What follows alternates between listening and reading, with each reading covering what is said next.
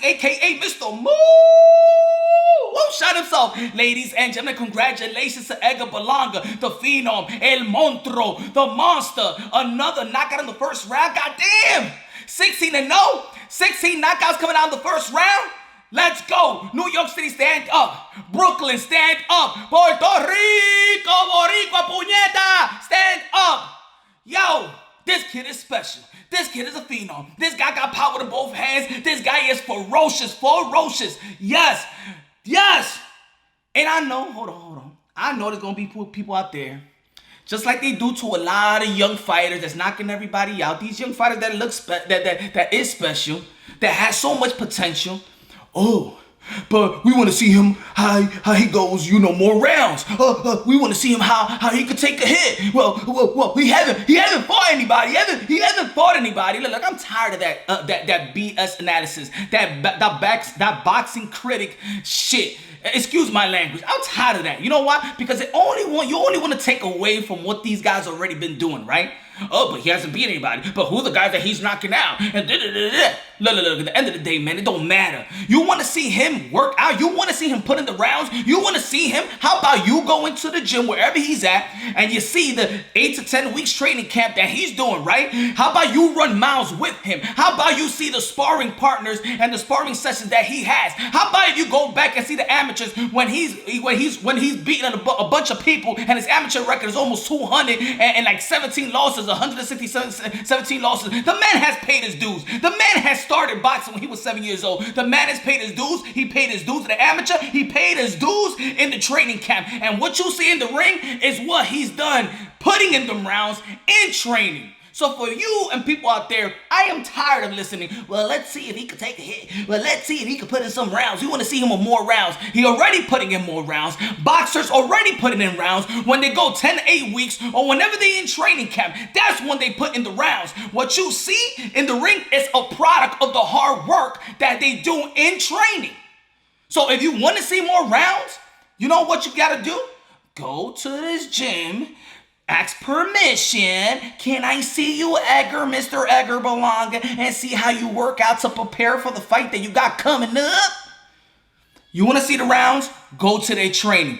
When the lights is on, it's no overtime, baby. He's going to knock you out. He's going to go for the knockout, and he's going to go with his face clean, not to get hit. He's not going to get hit to show you that he could take a hit. No, that's not the way it works. He's not going to put in extra rounds because he's saying to himself, well, the fans want to see me. How can I go an extra round? So let me not knock this guy out and put more extra rounds under my belt.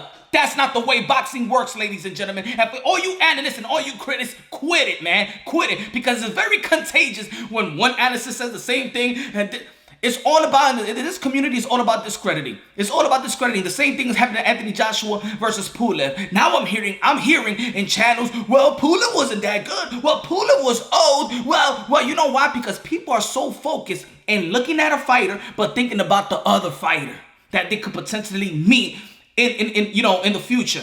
You're thinking about Anthony Joshua. You're looking at Anthony Joshua and he's beating up Pulev, but you're not thinking about Pulev. You're thinking about Tyson Fury. Well, will he do that with Tyson Fury? Will he do that with this? Nah, that's not the way you watch boxing. You watch boxing was in your face. Be entertained. Be entertained, baby. Edgar Berlanga, well, I don't think he'll do that to Canelo Alvarez. I don't know if he'll do that to Charlo. I don't know if he'll do that to Michel J. That easy. No, I don't think he'll knock him out. No, man. Stop with the analysis. Appreciate what you got in front of you at the moment. Appreciate it. The dude is gonna fight ranked fighters coming up, but also appreciate the journey when this is a guy that's 23 years old and doing what he's doing, beating up grown men that's probably a way older than him. Yo, again, stop with the analysis. I am tired of the boxing community always trying to look for something to discredit, something to devalue. That's the problem with the sport of boxing. You always want somebody to prove and prove and prove. And even when you become champion, you want them to prove to you that they're a worthy champion. The only thing that people like to do is see a man's downfall. Then you want to give him the credit so you can have your bragging rights and say, well, I told you so. He wasn't that special. You waiting for him to go a whole 12, 10 rounds. You know why? Because after he does the 10 round, you're not going to give him credit for it. I seen it once before. I know this boxing shit. You're not going to give him credit. You know what you're going to say? You're going to say, well, I told you he couldn't knock anybody. He got exposed. If a guy nips him, if a guy, you know what I'm saying, hit him with a good shot, right? If a guy wobbles Edgar Berlanga and still go to 12 or the 10th round or whatever, you're going to say, he got exposed. He got exposed. It happens to every power puncher.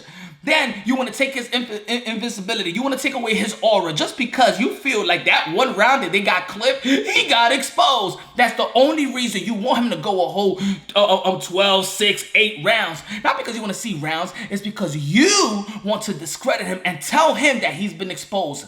It happens to every power puncher. It happens to one time and he's not one time anymore. It became to Earl Spence when people say, well, he's not man down anymore because you just want to discredit him. No, he's going to keep on knocking everybody out and keep knocking them out and keep knocking them out. And he ain't got to go no more rounds. He already did the rounds when he went to camp for 10 to 8 weeks, ladies and gentlemen.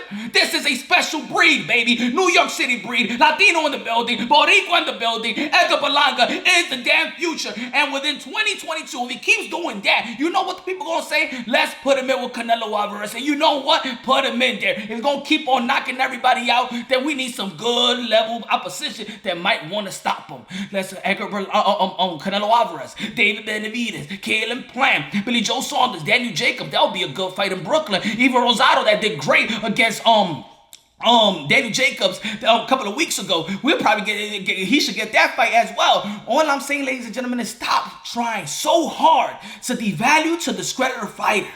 This man is a knockout machine. Appreciate it, because in the end of the day, when it comes to boxing, I know what the fans want to see. I know what the casuals want to see as well. And it's all about the KOs.